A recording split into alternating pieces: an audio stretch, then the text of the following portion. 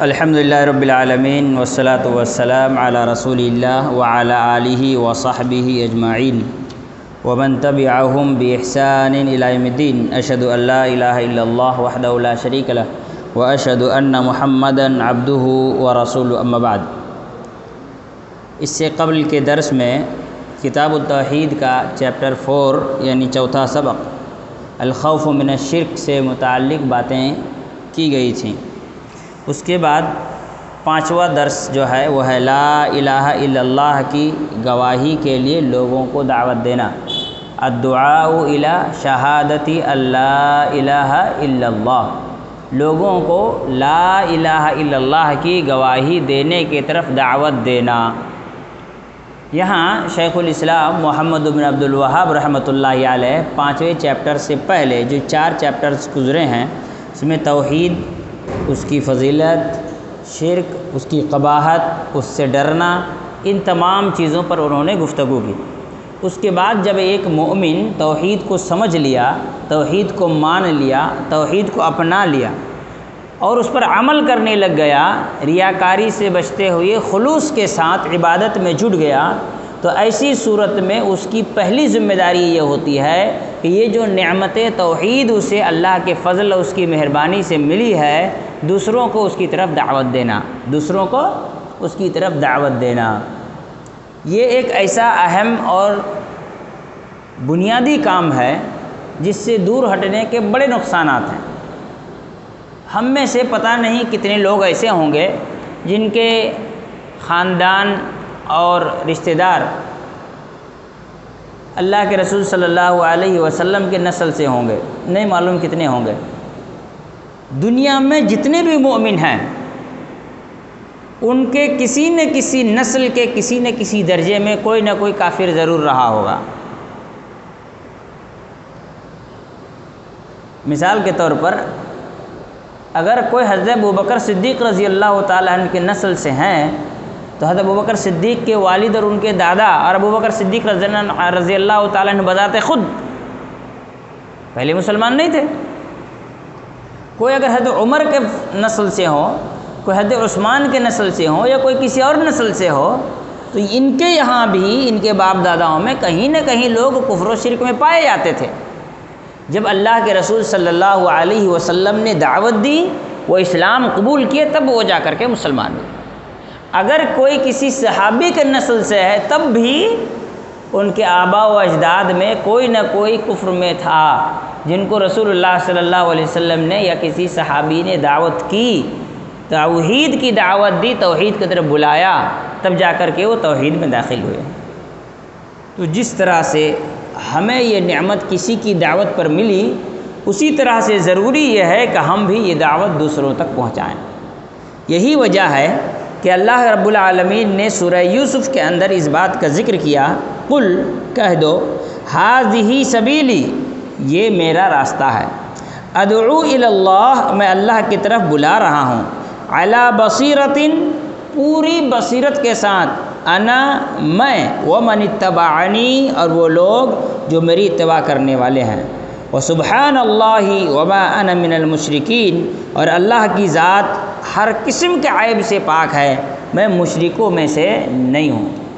اس آیت میں بہت ساری باتیں اللہ رب العالمین نے بیان کی۔ سب سے پہلی بات، اللہ تعالیٰ نے یہ حکم دیا نبی کو حکم دیا گیا اور اس کو بیان کیا گیا پورے امت کے لیے کہ اللہ تعالیٰ نے نبی صلی اللہ علیہ وسلم کو حکم دیا۔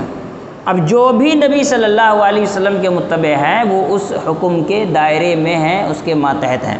چنانچہ کہا گیا قل ھذہ سبیلی، کہہ دیجئے کہ یہ میرا راستہ ہے۔ کون سا راستہ ہے؟ ادعو الی اللہ، میں اللہ رب العالمین کی طرف دعوت دے رہا ہوں۔ معلوم یہ ہوا نبی کا راستہ کیا ہے؟ لوگوں کو اللہ کی جانب دعوت دینا۔ نبی کا راستہ کیا ہے؟ لوگوں کو اللہ کی جانب دعوت دینا۔ کتنی پیاری بات یہاں پہ ہمیں سمجھ میں آتی ہے کہ نبیوں نے بھی دنیا والوں کو اپنی طرف دعوت نہیں دی، اپنے نفس کے طرف یا اپنے آپ کے طرف نہیں بلایا۔ کسی نبی نے اپنی طرف نہیں بلایا، دعوت دی۔ تمام نبیوں نے اپنے امتیوں کو اللہ کی طرف بلایا. تمام نبیوں نے اپنے امتیوں کو کس کی طرف بلایا؟ اللہ کی طرف بلایا. معلوم یہ ہوا کہ دنیا کو اللہ کی جانب دعوت دینا یہ نبیوں کا کام تھا.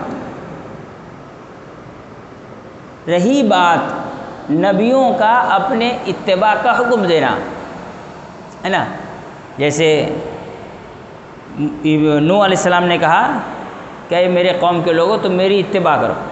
یہ کہا کہ میری عبادت کرو، میری اتباع کرو، کیونکہ میں اس راستے کو جانتا ہوں جو راستہ تم کو جنت تک لے جانے والی ہے. میری عبادت کرو نہیں کہا. تمام نبیوں نے لوگوں کو اللہ کی جانب دعوت دی.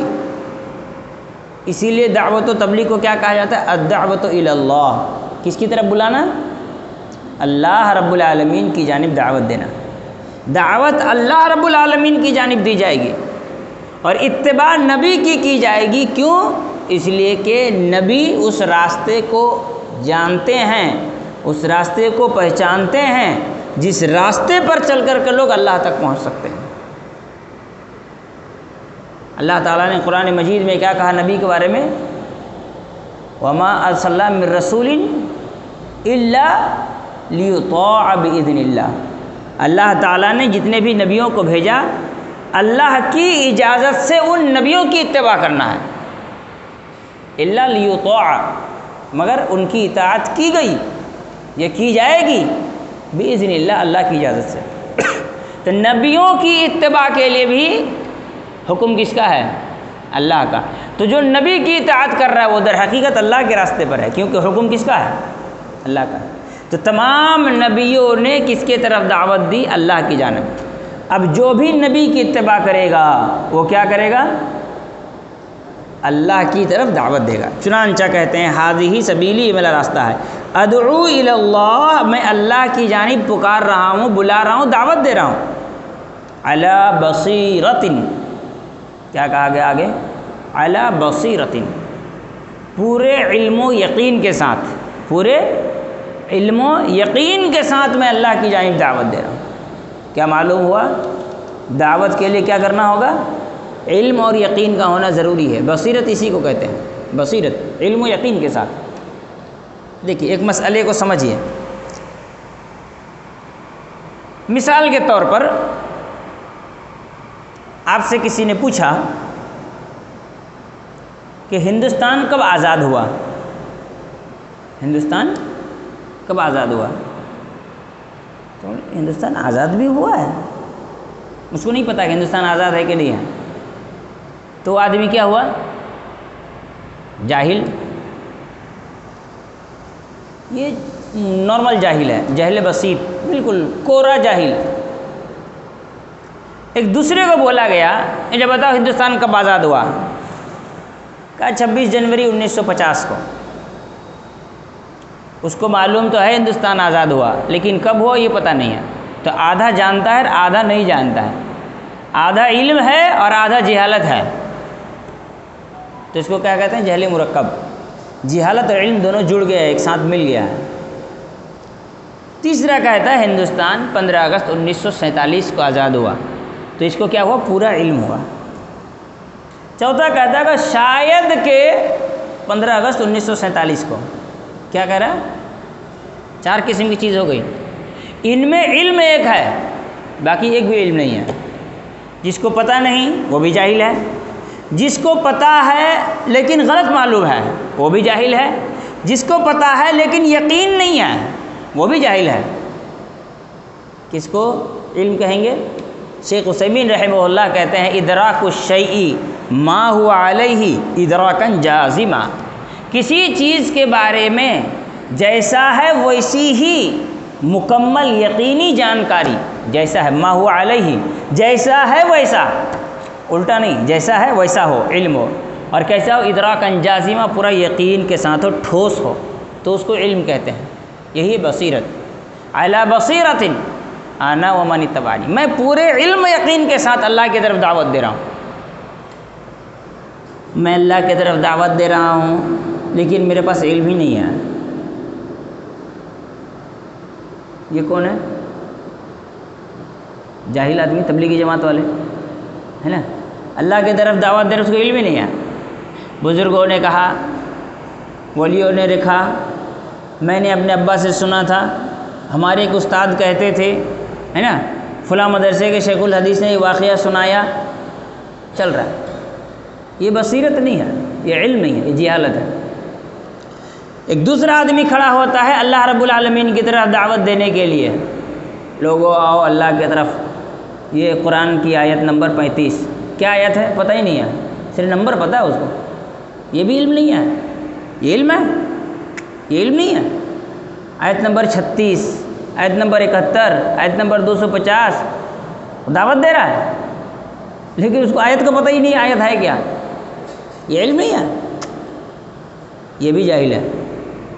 تیسرا آدمی کھڑا ہوا دعوت تبلیغ کرنے کے لیے، لوگوں کو دعوت دے رہا ہے، لوگوں کو اللہ رب العالمین کی طرف بلا رہا ہے، آیت بھی پڑھ رہا ہے، لیکن اس کی تشریح اپنی مرضی سے کر رہا ہے. نبی صلی اللہ علیہ وسلم نے اس آیت کا کیا مطلب سمجھا؟ نہیں پتہ. صحابہ اکرام نے اس آیت کے مناسبت سے کیا باتیں کہیں؟ نہیں پتہ. وہ اپنی مرضی سے قرآن کی آیت پڑھ بھی دے رہا ہے اور دعوت بھی دے رہا ہے. تو یہ علم ہے؟ نہیں. اسی لیے اللہ تعالیٰ نے کہا علی بصیرۃ، مکمل یقینی ٹھوس علم ہونا چاہیے. یقینی ٹھوس علم ہو، اس کا آیت کا بھی علم ہو، اللہ کے رسول نے اس آیت کا کیا مطلب بیان کیا یہ بھی جانتا ہو، اس آیت کی شان نزول کیا ہے وہ بھی علم رکھتا ہو، کس صحابی نے اس آیت کی تشریح کس انداز میں کی وہ بھی علم ہو. اسے یہ بھی علم ہو اس آیت میں جو الفاظ استعمال ہوئے ہیں ان الفاظ کے معنی و مطلب کیا ہیں. علی بصیرۃ، پوری بصیرت کے ساتھ. اتنا آسان نہیں ہے داعی بن جانا. داعی بننا سب سے افضل ترین کام ہے.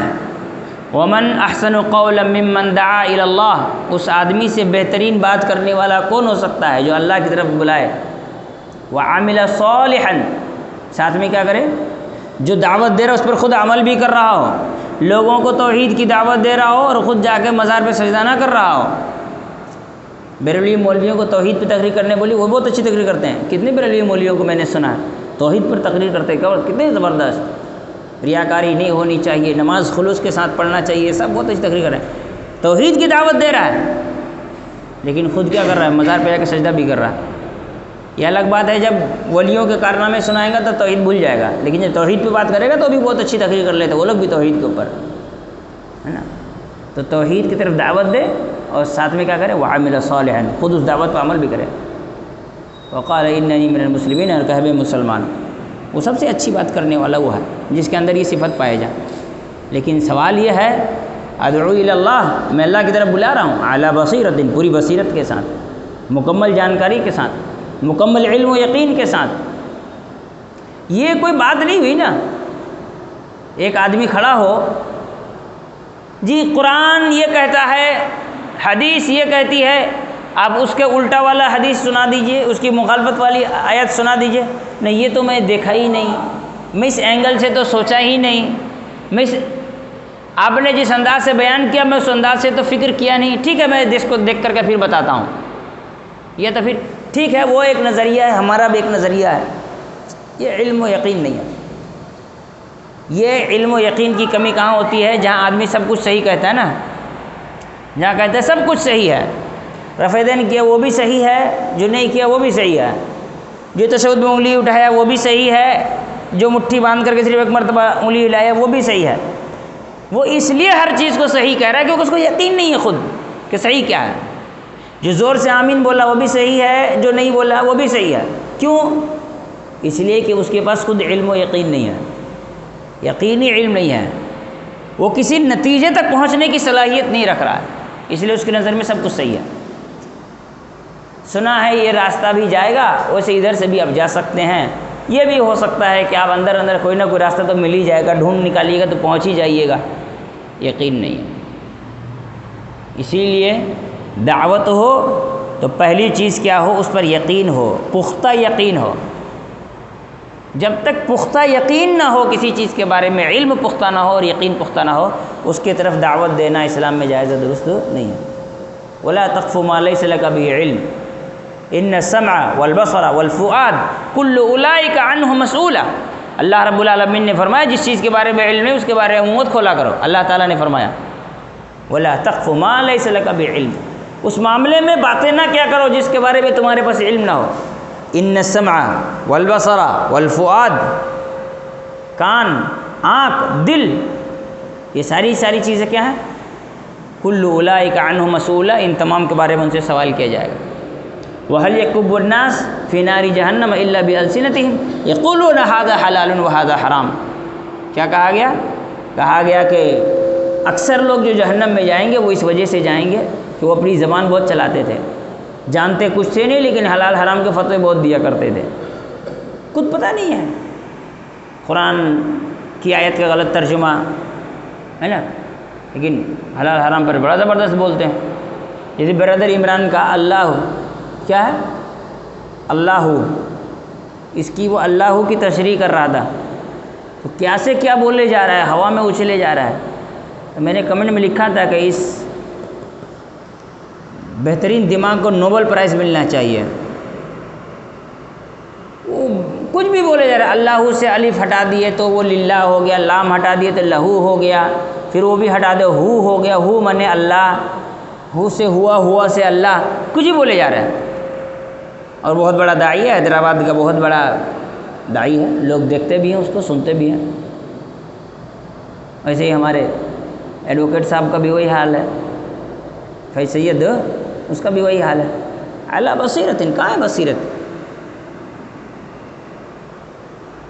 ایک بات یاد رکھیں، آپ کسی اچھے عالم سے ایک زبردست اسپیچ لکھوا لیں، اس کو رٹ کر کے آپ تقریر کر دیں اور آپ کی ساری بات صحیح ہو تب بھی آپ غلط ہیں، کیونکہ اس کا آپ کو علم ہی نہیں، آپ تو رٹ کے بیان کر رہے ہیں. علم ہونا ضروری ہے، پہلی چیز علم. ایڈوکیٹ فیصیت کی تقریر تو بہت اچھی باتیں رہتی ہیں. ہاں وہ بہت ساری تقریریں ایسی ہوتی ہیں ان کی جس میں وہ علماء سے تقریر لکھواتے ہیں، ان کے پوری علماء کی ٹیم ہے. میرے اپنے بھائی کو جاب ملا تھا، اس کے وہاں پہ وہ کام جاب نہیں کیا، لکھوانے کے بعد اس کو یاد کرتے ہیں، یاد کرنے کے بعد تقریر کرتے ہیں. وہی حال ذاکر نائک کا بھی ہے، پورے علماء کی ٹیم بیٹھ کے تقریر تیار کرتی ہے، پھر وہ یاد کرتے ہیں، یاد کرنے تقریر کرتے ہیں. غلطی کہاں کرتے ہیں؟ جب سوال کا جواب دینا ہوتا ہے تو وہاں تو علم چاہیے، انسٹنٹ رپلائی چاہیے، تو وہ کیا کرتے ہیں؟ نہیں معلوم، بول نہیں سکتے ہیں تو کیا کرتے ہیں؟ دائیں بائیں مارتے ہیں. ان کا پاس فکس ہے کہ 50 سوال ہے، کہیں سے بھی اس 50 سوال میں وہ لا کے فٹ کر دیں گے. اسی لیے آپ دیکھیں کہ اکثر علماء ان کی تقریر میں غلطی نہیں نکالے ہیں، ان کے سوال جواب میں غلطی نکالے ہیں. وہ جب سوال کا جواب دیتے ہیں وہاں غلطی کر جاتے ہیں، انہیں تقریر تو پوری علماء کی ٹیم بٹھا کر وہ تیار کرواتے ہیں. یہی بات لوگ نہیں سمجھ پاتے ہیں. تو نبی کا کام کیا ہے؟ اللہ کی طرف دعوت دینا، اعلیٰ بصیرت، پوری بصیرت کے ساتھ. انا، میں یہ کر رہا ہوں، ومن اتبعنی، جو میری اتباع کریں گے وہ ایسا ہی کریں گے. کیسا کریں گے؟ پورے علم اور بصیرت کے ساتھ لوگوں کو اللہ کی طرف دعوت دیں گے، پوری یقین کی پختگی کے ساتھ اللہ کی طرف دعوت دیں گے، پورے ایمان کے ساتھ لوگوں کو اللہ کی طرف دعوت دیں گے. کوئی آدمی اگر یہ کہے کہ کیا کوئی انسان اگر شرک کرتا ہے، مشرک ہے، کافر ہے، تو کیا وہ آدمی جہنم میں جائے گا؟ تو ایک مومن کیا کہے گا؟ کیا کہے گا؟ جہنم میں جائے گا. تو آپ نے تو کہہ دیا جہنم میں جائے گا، کیا دلیل ہے اس کی وہ جہنم میں جائے گا؟ تب فون لگائیں گے، مولانا ایک آدمی پوچھ رہا ہے وہ جہنم میں جائے گا، دلیل کیا بتائیے، ہے نا. انہ من یشرک باللہ فقد حرم اللہ علیہ الجنہ ومأواہ النار وما للظالمین من انصار. قرآن کی آیت ہے کہ بے شک جو آدمی اللہ کے ساتھ شرک کرتا ہے اس پر جنت حرام ہے، وہ جہنم میں جائے گا، اس کا ٹھکانہ جہنم ہے. اللہ تعالیٰ ظالموں کی مدد نہیں کرتا. وما للظالمین من انصار، ظالموں کا کوئی مددگار نہیں. تو یہ علم ہونا چاہیے. ہمارے یہاں لوگوں کے پاس عمل کے لیے بے علم نہیں ہے نا. کتنے لوگ عمل تو دکھائی کرتے ہیں. احناف میں لوگ جو ہیں وہ سنی ہیں، بزرگوں سے سنا مان لیا. ہمارے یہاں پہ کاپی کیٹ ہیں سب، ہے نا، دیکھا دیکھی عمل کر رہے ہیں سب. ہے نا، دیکھا دیکھی سب عمل کر رہے ہیں، رفع دین کر لیا دیکھا دیکھی، ہاتھ باندھ لیا اوپر تو دیکھا دیکھی، نیچے باندھ لیا دیکھا دیکھی، سب دیکھا دیکھی ہے۔ کچھ لڑکے لوگ کو دیکھتا ہوں کہ رکوع کے بعد ہاتھ باندھ رہے ہیں، ہے نا، کہاں سے لائے تم دلیل رکوع کے بعد ہاتھ باندھ رہے ہو؟ تو اگر آپ باندھ رہے ہیں، کسی عالم کا عمل ہے، ان کا اجتہاد ہے، ان کا فتویٰ ہے، ان کی فتوے کی بیس تو معلوم ہونی چاہیے کہ بس عالم نے کہا میں نے بھی کر لیا۔ اسی لیے علماء بیان کرتے ہیں کہ علماء کی اتباع نہیں کی جائے گی، علماء جو دلیل پیش کریں گے اس دلیل کی اتباع کی جائے گی، علماء کی تھوڑی اتباع کی جائے گی۔ ہم نے تو امام بخاری کی تقلید کرتے ہیں، نہ امام شافعی کی، نہ امام مالک کی، نہ امام احمد بن حنبل کی۔ وہ جو دلیل پیش کرتے ہیں، وہ جو اجتہاد کر کے دلیل سے مسئلہ نکالتے ہیں، ہم اس دلیل کی اتباع کرتے ہیں۔ یہ بات سمجھنے کی ہے۔ تقلید میں اور اتباع میں یہی فرق ہے۔ تقلید میں اس انسان کی اتباع ہوتی ہے، اور اتباع میں وہ انسان جس دلیل کو پیش کیا ہے اس دلیل کی اتباع ہوتی ہے۔ علماء دلیل بتائیں گے، دلیل کی اتباع کی جائے گی۔ علی بصیرۃ انا ومن اتبعنی، میں اور میرے اتباع کرنے والے دلیل کی روشنی میں لوگوں کو اللہ کی طرف دعوت دیں گے، واقعات کی روشنی بھی نہیں، بزرگوں کی روشنی بھی نہیں۔ اسلام ایک ایسا دین ہے جو دلیل پر قائم ہے۔ اسلام کا کیسا دین ہے؟ جو دلیل پر قائم ہے۔ توحید کی دلیلیں ہیں، شرک کی دلیل تھوڑی ہے۔ ما انزل اللہ بہا من سلطان، اللہ رب العالمین نے فرمایا ہم نے شرک کی کوئی دلیل نازل نہیں کی ہے، مطلب دنیا میں شرک کی دلیلیں نہیں ہیں، توحید کی دلیلیں ہیں۔ اسلام ایک ایسا دین ہے جو دلیل پر قائم ہے۔ اسی لیے کہا گیا قل ہاتوا برہانکم ان کنتم صادقین، اے میرے نبی آپ کہہ دیجئے کہ تم برہان لے کر کے آؤ، واضح کلیئر۔ سلطان کا کسے کہتے ہیں؟ بادشاہ۔ بادشاہ کیا ہوتا ہے؟ تمام چیزوں کا فیصلہ کون کرتا ہے؟ بادشاہ۔ حکومت کس پر ٹکی ہوتی ہے؟ بادشاہ پر نا۔ تو سلطان لے کر کے آؤ، یعنی ایک ایسی دلیل جس دلیل کے سامنے کوئی نہ ٹک سکے، وہ سلطان لے کر کے آؤ۔ ہاتوا برہانکم، برہان لاؤ۔ برہان کسے کہتے ہیں؟ سورج کی روشنی کا وہ حصہ جو سورج سے سب سے قریب ہے۔ مطلب سورج کی روشنی کو آپ دیکھیں گے تو آنکھ سے دیکھ نہیں سکتے نا، تو یہاں سے نہیں دیکھ سکتے، تو جو سورج کے سب سے کنارے ہے وہ کیا ہوگا؟ کتنا روشنی ہو گیا، اس کے سامنے کوئی اندھیرا ٹک سکتا ہے؟ تو ایسی دلیل ہو جو ہر قسم کے اندھیرے کو مٹا کر کے ختم کر دے۔ اللہ نے اسی لیے کہا سلطان بین لولا یاتون بسلطان بین، کوئی واضح دلیل کیوں نہیں لے کر کے آتے؟ دلیل تو ہر کوئی دیتا ہے نا۔ اللہ نے کہا قرآن مجید میں استعینوا بالصبر والصلاۃ، صبر اور نماز سے مدد مانگو۔ صبر سے نماز سے مانگ سکتے ہیں تو بزرگوں سے کیوں نہیں مانگ سکتے ہیں؟ یہ کیا ہے؟ یہ تو دلیل ہے نا۔ بزرگوں کو سجدہ کرنا جائز ہے، دلیل کیا ہے؟ یعقوب علیہ السلام نے یوسف علیہ السلام کو سجدہ کیا، دلیل ہے نا۔ اسلام میں دلیل تھوڑی کہا گیا لانے کے لیے۔ سلطان بین اور برہان کہا گیا، ایک ایسی دلیل جس کے سامنے کوئی دلیل نہ ٹک سکے۔ کیسی دلیل؟ ایاک نعبد و ایاک نستعین، سارا مسئلہ ختم۔ عبادت دو قسم کی ہے، ایک جو ہم نماز پڑھتے ہیں، روزہ رکھتے ہیں، حج زکوٰۃ، یہ دعا عبادت ہے ایک طرح سے، اور دوسری عبادت کیا ہوتی ہے؟ دعا۔ اور دعا ہی میں ساری چیزیں چھپی ہوئی ہیں۔ ڈر اللہ سے ہے تبھی تو اللہ سے دعا مانگ رہے ہیں، امید اللہ سے ہے تبھی تو اللہ سے دعا مانگ رہے ہیں، یقین اللہ سے ہے تبھی تو اللہ سے دعا مانگ رہے ہیں، یہ یقین کہ اللہ ہی مدد کرنے والا ہے تبھی تو اللہ سے، یہی دو ہی چیز ہے۔ ایاک نعبد و ایاک نستعین، کل کا کل اللہ رب العالمین نے اس میں لا کر کے رکھ دیا ہے۔ سلطان بین، ایسی دلیل جس کے سامنے کوئی دلیل نہ ٹک سکے، ایسی واضح نشانی کیا کہتے ہیں؟ سلطان بین، اور برہان ایسی روشنی کہ جس کے سامنے کوئی ٹک نہ سکے۔ تعالی بصیرۃ، پوری بصیرت کے ساتھ، آنا میں بھی، ومن اتبعنی، جو میری اتباع کریں گے وہ بھی دلیل کی روشنی میں بات کریں گے۔ دلائل ہونا بہت ضروری ہے، بنا دلیل کے بات نہیں سنے گی۔ یہاں سے ایک بات یہ سمجھ میں آتی ہے، لوگ کہتے ہیں ارے اہل حدیثوں کو چھوڑو، وہ خالی دلیلی کی بات کرتے ہیں۔ معلوم کیا ہوا؟ وہ مانتے ہیں کہ اہل حدیث ہی نبی کی اتباع کرتے ہیں۔ کیا مطلب ہوا؟ کیا کہتے ہیں؟ مولوی صاحب آپ جو فتویٰ دیے اس کے دلیل بتائیے، تو پہلا جملہ وہابی ہو کیا؟ یہ اہل حدیث لوگ کے پاس جاؤ، خالی دلیل دلیل دلیل دلیل، تو اپنی باپ کی اولاد، اس کی دلیل کیا ہے؟ پھر وہ آپ سے دلیل مانگتا ہے نا۔ بھائی میں اگر اپنی باپ کی اولاد ہوں، اس کی دلیل ڈھونڈنی ہے تو بتاؤ اس دلیل سے تمہارے ایمان کو کیا فائدہ ہوگا اور تمہاری عبادت کو کون سا نقصان ہو جائے گا؟ لیکن آپ جو فتویٰ دیے ہیں اس میں اگر دلیل نہ ہو تب تو عمل برباد ہو جائے گی نا۔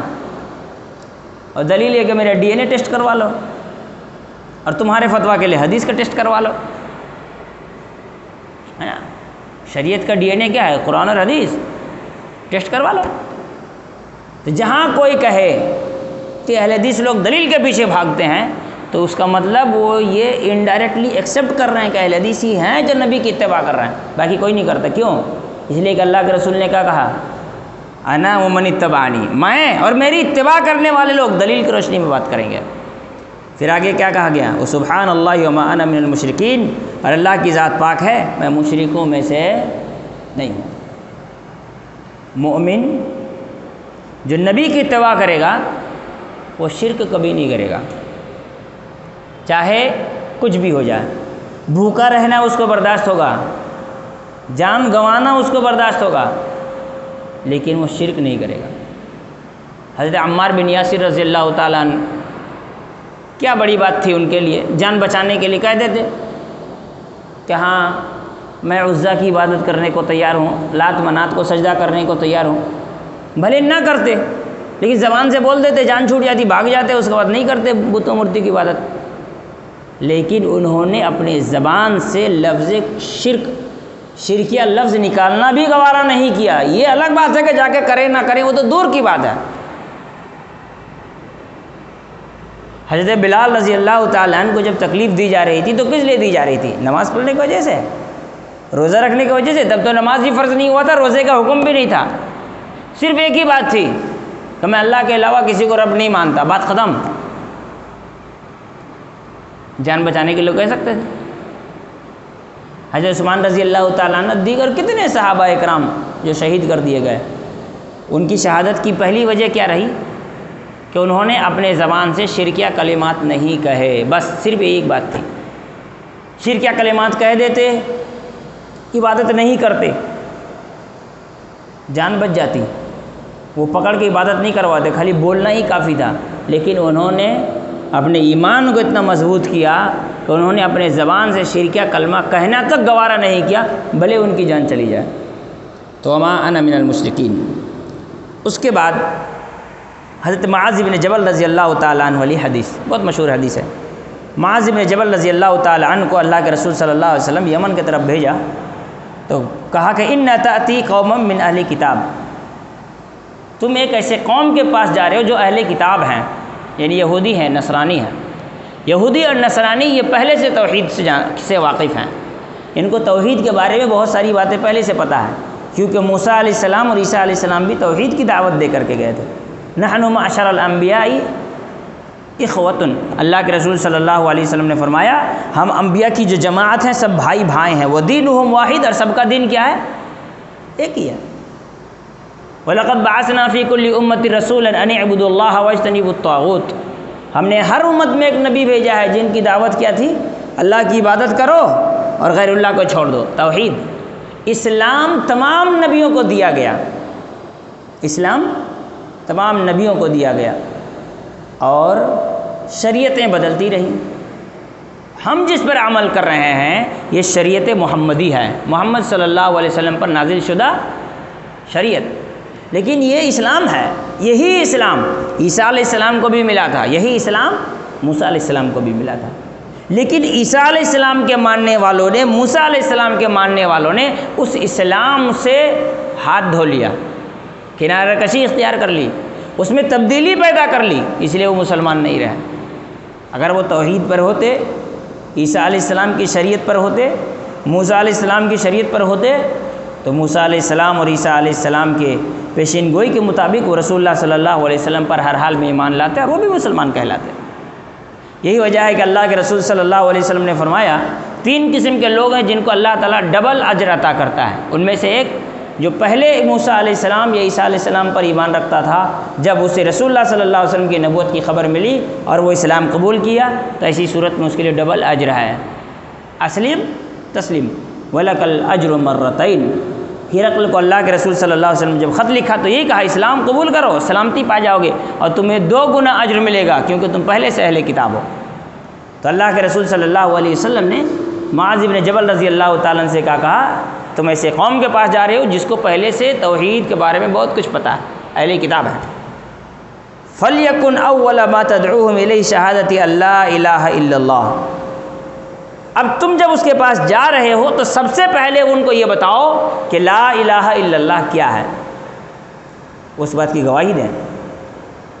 ان کو پتہ ہے لیکن گواہی نہیں دے رہے ہیں، ان کو علم ہے لیکن تسلیم نہیں کر رہے ہیں، تو ان کو تسلیم کرنے کی بات کہو، ان کو ماننے کے لیے کہو، ان کو اس پر عمل کرنے کا حکم دو۔ تو سب سے پہلی دعوت کیا ہوگی؟ توحید۔ نہیں ابھی مسجد میں آنے دو، نمازی بن جانے دو، پھر توحید سکھائیں گے، ہے نا۔ ہمارے تکلیفی جماعت والے کا یہی حال ہے، یہی کرتے ہیں، لوگوں کے بیچ جائیں گے، لوگوں کا کیا سکھائیں گے؟ نبی صلی اللہ علیہ وسلم کی سنت۔ ایک قاسمی مولوی ملا مجھ سے، قاسمی مولوی، مولانا ہے وہ، نیوز وغیرہ کے ایجنسی میں کام کرتا ہے ابھی، تو ملا تو باتوں بات میں اس کو معلوم ہوا کہ میں اہل حدیث مسجد میں امام ہوں، تو اس نے کہا کہ آپ لوگ کے یہاں جو مولانا لوگ ہوتے ہیں وہ بہت اسٹرکٹ ہو جاتے ہیں، اتنا نہیں ہونا چاہیے۔ میں نے کہا اتنا ہونا چاہیے کہ اتنا ہونا چاہیے، کتنا ہونا چاہیے بتائیے، 2 انچ 5 انچ 7 انچ؟ آپ تو مذاق بنا رہے ہیں میری بات کا۔ بولا آپ بات ہی چٹکلا سنا رہے تو ہم کیا کریں بھائی، اہل حدیث مولانا بہت اسٹرکٹ ہوتے ہیں تو ہونا چاہیے، اسٹرکٹ نہیں ہوں گے تو کیا ہوں گے؟ نہیں دیکھتے ہیں آپ کے یہاں جائیے تو ہمیشہ توحید کی بات کرتے ہیں۔ بھائی کون مسلمان اللہ کو نہیں مانتا ہے؟ سب مانتے ہیں، تو پھر توحید کی بات کرنے کی کیا ضرورت ہے؟ بولے ایک طرف اہل حدیث ہے اور ایک طرف بریلوی ہیں، یہ توحید کے لے کر مر رہے ہیں اور وہ عشق نبی کو لے کے مر رہے ہیں۔ ان بیوقوفوں کو کوئی سمجھائے گا کون مسلمان ایسا ہے جو نبی سے محبت نہیں کرتا ہے؟ اچھا تب ایک بات بتائیے، تو کیا ہونا چاہیے؟ لوگوں کو نبی کا زندگی گزارنے کا طریقہ سکھانا چاہیے، کیسے سوتے تھے، کیسے جاگتے تھے، کیسے کھاتے تھے، کیا کھانا پسند کرتے تھے، ہے نا، یہ سکھانا چاہیے لوگوں کو، کیسے کھاتے تھے، کیسے پیتے تھے، یہ سکھانا چاہیے۔ پہلی دعوت توحید کی ہونی چاہیے، یہ نبی کا طریقہ ہے۔ آپ کسی مومن سے بھی ملے تب بھی اس کو اب توحید کی بات کہیں اور اس سے توحید کی باتیں سنیں، تاکہ آپ کا اور اس کا دونوں کا توحید کیا ہو؟ مضبوط ہو، ہے نا۔ اللہ کے رسول صلی اللہ علیہ وسلم خطبہ دیتے تھے تو خطبے میں کیا کہتے تھے؟ ان الحمد للہ نحمدہ ونستعینہ ونستغفرہ ونؤمن بہ ونتوکل علیہ۔ یہ توحید نہیں ہے تو کیا ہے؟ ساری تعریف اللہ کے لیے، ہم اس کی تعریف بیان کرتے ہیں، اس سے مدد مانگتے ہیں، اس سے استغفار کرتے ہیں، ونستغفرہ ونؤمن بہ، ہم اس پر ایمان لاتے ہیں، ونتوکل علیہ، اسی پر بھروسہ کرتے ہیں، ونعوذ باللہ من شرور انفسنا، ہمارے نفس کی شرارتوں سے ہم اللہ کی پناہ مانگتے ہیں، ومن سیئات اعمالنا، ہمارے اعمال کے وجہ سے ہونے والی مصیبتوں سے اللہ کی پناہ مانگتے ہیں۔ من یہدہ اللہ فلا مضل لہ ومن یضلل فلا ہادی لہ، جسے اللہ ہدایت دے اسے کوئی گمراہ نہیں کر سکتا، وہ جسے گمراہ کر دے اسے کوئی ہدایت نہیں دے سکتا۔ توحید نہیں ہے تو کیا ہے؟ اس کے بعد واشہد ان لا الہ الا اللہ وحدہ لا شریک لہ واشہد ان محمدا عبدہ ورسولہ۔ بات کی ابتدا جب ہو لوگوں سے گفتگو ہو تو توحید سے شروع ہونی چاہیے۔ خطبہ دینے والا مولوی بھی مومن، خطبہ سننے والے بھی مومن، لیکن بات کی ابتدا توحید سے ہونی چاہیے، ہے نا۔ بتائیے جمعہ پڑھنے کے لیے کون کافر آتا ہے؟ سب مومن ہیں۔ خطبہ دینے والا مولوی اگر اس کے ایمان پہ شک ہو تو اس کو ممبر پہ چڑھانا جائز ہے؟ نہیں۔ اس کے باوجود جب بات شروع ہو رہی ہے تو کہاں سے شروع ہو رہی ہے؟ توحید سے۔ معلوم یہ ہوا کہ ہر بات کی ابتدا توحید سے ہونی چاہیے۔ جب آپ کسی کو نصیحت کرنے جا رہے ہیں، مسلمان ہے ٹھیک ہے، آپ اس کو توحید کی باتیں بتائیں، اس سے توحید کی باتیں سنیں تاکہ دونوں کا ایمان مضبوط رہے۔ جب یہ مومن کے ساتھ ہے تو کافر سے جب بات کریں گے تو سب سے پہلے کیا سکھائیں گے؟ توحید۔ جو بے نمازی ہے اس کی توحید کمزور ہے، تبھی تو وہ بے نمازی ہے۔ کیونکہ وہ اللہ کی قدرت اور اس کی پکڑ اور اس کے غضب سے وہ ڈر نہیں رہا. یہ توحید کی کمزوری کا نتیجہ ہے. جو آدمی چوری چماری کر رہا ہے وہ کیوں کر رہا ہے؟ اس کی توحید کمزور ہے. بے حیائی کے ساتھ جو زندگی گزار رہے ہیں کیوں کر رہے ہیں؟ اس کی توحید کمزور ہے. تمام چیزوں کی بنیاد کیا ہے؟ انسان اگر اللہ سے ویسے ڈرنے لگے جیسا توحید ڈرنا سکھاتی ہے تو گناہ کیوں کرے گا؟ اسی لیے جس کا جتنا توحید مضبوط ہوگا وہ اتنا پکا مومن ہوگا، اس کا عمل اتنا بہتر ہوگا، اس کا کردار اتنا خوبصورت ہوگا. اور جس کی توحید جتنی کمزور ہوگی اس کے اعمال میں اتنی خرابی آئے گی. لہذا فاول شیء تدعوہم الیہ شہادت اللہ الہ الا اللہ. مومن سے بات کرو، توحید کی باتیں کرو، ہمیشہ بیچ بیچ میں توحید کا ذکر کیا کرو. مسجد نبوی میں جو عمرہ کرنے کے لیے جائیں، جو لوگ مسجد نبوی کے زائرین ہوتے ہیں، نماز پڑھنے جو مسجد نبوی میں جاتے ہیں، کون سا کرسچن اور عیسائی جاتا ہے؟ لیکن وہاں توحید کے دروس ہوتے ہیں، روزانہ ہوتے ہیں. مختلف علماء، ایک کتاب کے کئی عالموں نے درس دیا توحید کی کتابوں کا. حج کرنے کے لیے، عمرہ کے لیے جو جاتے ہیں، خانہ کعبہ کا طواف کرتے ہیں، حجر اسود کو بوسہ دیتے ہیں، صحیح صفا مروا کے درمیان صحیح کرتے ہیں، وہاں بیٹھ کر رو رو کے گڑ گڑا کر دعائیں کرتے ہیں. کون کرسچن جاتا ہے؟ کوئی ہندو جاتا ہے؟ مسلمان جاتے ہیں. لیکن پھر بھی وہاں توحید کے دروس ہوتے ہیں، لوگوں کو توحید سکھایا جاتا ہے.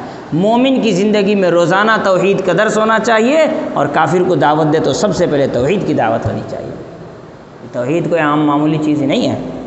اول شیء فلیکن اول ما تدعوہم الیہ شہادت اللہ الہ الا اللہ. وفی روایت ان یوحد اللہ فإنہم اطاعوک لذالک. جب وہ تمہاری بات اس معاملے میں مان لے، تمہاری اطاعت کر لے، توحید کو تسلیم کر لے، تب تم ان کو بتاؤ کہ اللہ تعالیٰ نے ان کے اوپر نماز فرض کیا ہے. فعلموا ان اللہ قد افترض علیہم 5 صلوات فی اليوم فی کل یوم و لیلہ. کہ اللہ تعالیٰ نے دنوں راتیں 5 وقت کی نمازیں فرض کی ہیں. توحید مان لے تب ان کو بتاؤ. پھر وہ مان لے جائیں تب ان کو تم بتاؤ کہ اللہ تعالیٰ نے ان پر زکوٰۃ واجب کیا ہے. تؤخذ من اغنیائہم وترد علی فقرائہم. ان کے مالداروں سے لیا جائے گا اور انہی کے غریبوں میں لوٹا دیا جائے گا. فإنہم اطاعوک لذلک. اور جب وہ مان لیں فإیاک وکرائم اموالہم. تو تم جب زکوٰۃ وصول کرو تو ان کے اچھی کوالٹی کا مال مت لے لیا کرو، بلکہ درمیانہ مال اٹھایا کرو. واتق دعوت المظلوم. مظلوم کی بد دعا سے بچو. فإنہ لیس بینہا وبین اللہ حجاب. کیونکہ مظلوم کی بد دعا اور اللہ کے درمیان کوئی رکاوٹ نہیں ہوتی، وہ سیدھے اللہ کے پاس چلی جاتی ہے، اللہ تعالیٰ سے قبول کر لیتا ہے. تو یہاں بتانے کا مقصد یہ ہے، حدیث پہلی چیز سب سے پہلے دعوت کس چیز کی ہوگی؟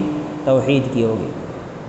لوگ سمجھتے ہیں کہ اہل حدیث آمین رفع دین میں، جیسے ڈاکٹر اسرار نے کہا نا، وہ اس دنیا کی سب سے بدترین قوم جو ہے وہ اہل حدیث ہے، یہ آمین رفع دین میں الجھی ہوئی رہتی ہے.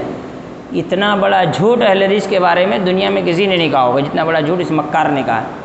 ڈاکٹر اسرار احمد پکا مکار آدمی. یاد رکھنا، اہل حدیثوں سے نفرت دلانا توحید سے نفرت دلانا. اس لیے کہ توحید صرف اسی ایک جماعت ہے، باقی کسی کے پاس توحید نہیں ہے، نہیں ہے کسی کے پاس توحید. کیا کہا؟ بدترین قوم ہے، یہ آمین رفع دین میں الجھی ہوئی ہے. جبکہ اہل حدیثوں کا یہاں سب سے زیادہ کس مسئلے پر گفتگو ہوتی ہے؟ توحید پر بات ہوتی ہے. توحید کو سمجھنے سمجھانے کی بات کی جاتی ہے. توحید کو تسلیم کرنے پر ابھارا جاتا ہے، لوگوں کو اسی چیز کی تعلیم دی جاتی ہے. دوسری بات اس حدیث سے معلوم ہوا، توحید ہو جائے تب نماز ہے، وہ ہو جائے تب زکوٰۃ ہے. معلوم یہ ہوا کسی کے پاس توحید نہیں ہے تو اس کی نماز اور زکوٰۃ دونوں قبول نہیں ہیں. توحید ہے، نماز نہیں ہے، زکوٰۃ دے رہے تو زکوٰۃ قبول نہیں ہے. ترتیب: نماز، توحید، پھر نماز، پھر زکوٰۃ. بے نمازی کی زکوٰۃ اور پھر قربانی. ابھی جو ہوگا قل ان صلاتی و نسکی و محیای و مماتی للہ رب العالمین بول کے جانور ذبح کریں گے. فرشتے بولے گا ارے کتنا جھوٹ بولے گا، ان صلاتی، تیری صلاتی ہے کیا؟ تو نماز ہی نہیں پڑھتا ہے سال بھر. و محیای، میری زندگی اور میری موت اللہ کے لیے. تو نے زندگی میں اللہ کے لیے کیا کیا ہے؟ تو مرے گا اللہ کے لیے کیسے؟ تو مال مال کر کے جی رہا ہے، مال مال کر کے مرنے والا ہے.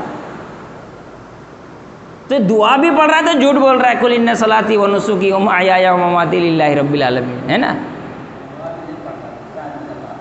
ہاں، اسی لیے اس کو پتہ ہے نا کہ وہ نماز نہیں پڑھتا ہے، اللہ تعالیٰ بولے گا جھوٹ مت بول، تو مولوی سے پڑھواتا ہے، اس کو پتہ ہے کہ مولوی کچھ نہ صحیح مجبوری میں صحیح امامت میں نماز تو پڑھ رہا ہے، ہو سکتا ہے امام نہ ہوتا تو نماز چھوڑ دیتا، کم سے کم امام ہے تو نماز تو مجبوری میں پڑھ رہا ہے۔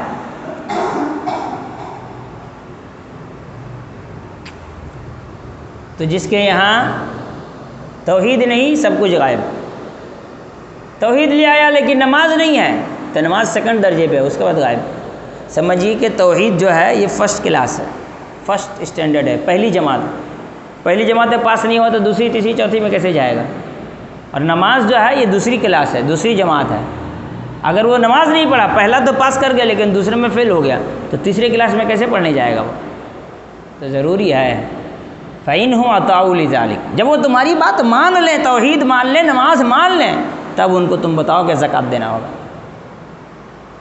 جب واجبات ہو جائے تو پھر آدمی نفل کی طرف جائے گا، سنتوں کی طرف جائے گا۔ آدمی کے یہاں نماز نہیں ہے، آدمی کا یہاں توحید نہیں ہے، پھر اس کو دیکھیے وہ کیا کہتے ہیں، قربانی بھی کر رہا ہے ایک دم دبا کر کے، حج بھی کر رہا ہے، بے نمازی بھی ہے۔ تو یہ ساری چیزیں توحید کے بنا، نماز کی پابندی کے بنا ادھوری ہیں، تو یہ ساری کی ساری چیزیں غیر معتبر ہیں، اللہ کے یہاں ان اعمال کی کوئی حیثیت نہیں ہے۔ اس کے بعد جو حدیث ہے انشاءاللہ اگلے درس میں اس پہ گفتگو کریں گے۔ اللہ تعالیٰ سے دعا اللہ تعالیٰ ہم تمام کو سمجھ کی توفیق عطا فرمائے۔